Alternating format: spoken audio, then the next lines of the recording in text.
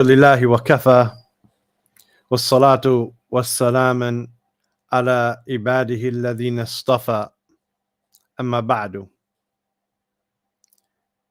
We are back with our book Mistakes and Concepts Surrounding Ramadan That Must Be Corrected by Sheikh Abu Ar Muhammad ibn Abdullah bin Musa Hafidhullah Ta'ala out of Yemen.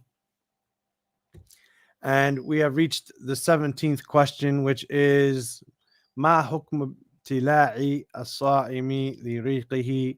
What is the ruling of the fasting person swallowing his saliva? So basically, is my fast broken, or is a person's fast broken if he swallows his saliva? And he's also going to go on to address the issue of phlegm. He says the answer is, and with Allah we rely on his aid to what is correct. If the fasting person swallows his saliva, then this does not, or that does not break his fast with a consensus of the scholars. Because this is something which is so widespread and something that is so, it happens so often that it's not something that can be addressed. And then he says, with the condition that the saliva does not become separate from the mouth.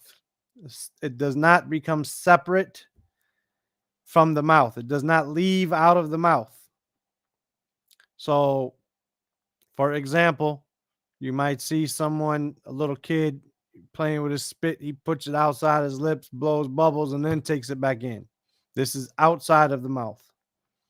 But the saliva that's just inside the mouth, on the roof and on the cheeks, on the tongue, then this has not separated or left from the mouth. Excuse me. And therefore does not break the fast. He says, and the consensus of this has been transmitted or transferred to us, that if the fasting person swallows his saliva, it does not break his fast. A number of scholars from them, rahimahumullah, a number of scholars, Ibn Hazm, where he said, rahimahullah, and it is agreed upon that the saliva, as long as it does not become separate from the mouth, then it does not break the fast. He also said, rahimahullah, as for saliva, whether it be a little or a lot, then there is no difference whether he swallowed it intentionally. If he swallowed it intentionally, that does not break the fast. And Nawawi, rahimahullah, he says, swallowing the saliva, it does not break the fast with consensus. And this this is something that is common. And because it is difficult to prevent it, it's almost impossible to prevent it. Then the Sheikh Muhammad bin Musa, he continues, he says, as for phlegm, which consists of mucus and things which that are built up in the throat and in the lungs and so on, in the nose and the sinuses. As for phlegm, then it has three descriptions, or three different scenarios. The first scenario is that if it does not even come into the mouth, it comes down from the head, like the sinuses or the chest, directly into the stomach, then this does not break the fast. And there's only one statement in this, meaning it does not break the fast. Right? There's no different opinion.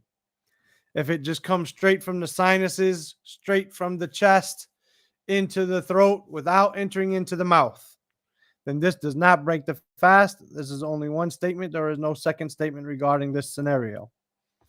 The second scenario, if this phlegm leaves from the mouth and it becomes separate from the body, and then it returns and one swallows it after it had left the body, then this is from those things which break the fast.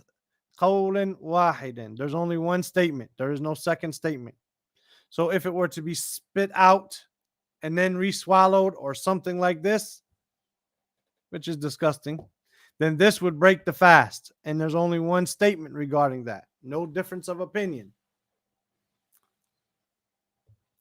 From what has been agreed upon, he continues, from what has been agreed upon amongst the Muslims of old and new, is that any substance entering the throat and then it is swallowed, then this is considered something which breaks the fast. And this is something which is necessary in the lugha, necessary in the language. For the language shows that anything which is swallowed, whether there be a solid substance, then it's considered eating. And if it be something fluid, then it's considered drinking. So something entering into the inner parts of the body, the stomach, right? Then this is considered eating or drinking if it enters through the throat. And eating and drinking are two things which break the fast. So if someone swallowed something, it's considered something which breaks the fast with an agreement of the scholars, or the Muslims, with an agreement of the Muslims, except for those who have taken a strange position, those who have chose to stand out or stray from the main body. And this is regardless of if it enters the inner parts of the body or the stomach, if that thing that enters it is something nutritional or it's not nutritional, like rocks or a handful of dirt. If a person put this in his mouth and swallowed it intentionally without being forced, while mindful, all of those things which make it from the mufattirat, those things which break the fast, then this will break the fast. Whether that thing that enters is a solid substance or a liquid, whether that substance is nutritional or not, if it enters into the mouth and then into the stomach tract, then the digestive tract, then this is something which breaks the fast. Qawlan wahid. One state, qawlan wahidan, one statement. The third scenario is if this phlegm comes into the mouth. Sometimes when you breathe or you try to clear, you clear your sinuses and it comes into the mouth and then a person swallows it. Then there is a difference of opinion, a severe difference of opinion, a major difference of opinion amongst the people of knowledge. The Sheikh Muhammad Bamusi says, but the strongest position, the more weighty position, the weightier position is that it is not considered from those things which break the fast, and it is on the same level as saliva. This is the Sheikh says, this is the weightier position taken by Sheikh Ibn Uthaymeen, Sheikh Muqbil al-Wadi'i, and Sheikh al-Albani.